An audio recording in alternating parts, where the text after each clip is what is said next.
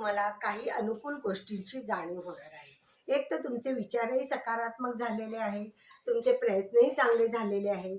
त्यामुळे तुम्हाला काय होतंय की जी समोरच्या व्यक्ती आहेत त्या तुम्हाला चांगल्या तऱ्हेने तुम्हाला संपर्कात येत आहे किंवा तुमचं कम्युनिकेशन चांगलं झाल्यामुळे समोरच्या व्यक्ती तुमच्याशी चांगल्या वागायला लागल्या आहेत किंवा त्यांचा अप्रोच पॉझिटिव्ह झाला आहे.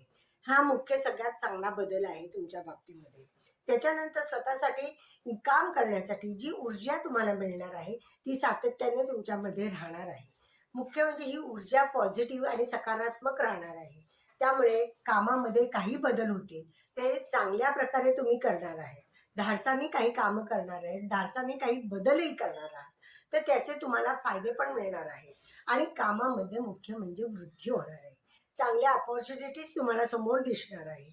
त्याची संधी घेताना किंवा अपॉर्च्युनिटी घेताना थोडा मात्र इथे विचार करा की आपल्याला ही जी संधी आली आहे तर त्याच्यामध्ये आपल्याला कुठली निवडावी किंवा कुठली घ्यावी किंवा नाही याचा मात्र थोडा विचार हा तुम्हाला करावा लागणार आहे.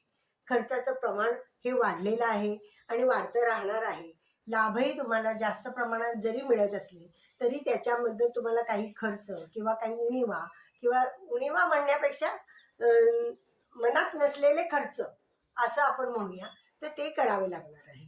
ते तर तुम्हाला करावेच लागणार आहे कारण ते महत्त्वाचे खर्च असणार आहेत. त्यामुळे ते खर्च तुम्हाला करावे लागणार आहे. संतती बाबतीत मात्र तुम्हाला जास्त काळजी घ्यावी लागणार आहे. तिथे काही त्यांचं चुकतंय का, त्यांची संगत बिघडली आहे का किंवा ह्या गोष्टी तुम्ही लक्ष द्या.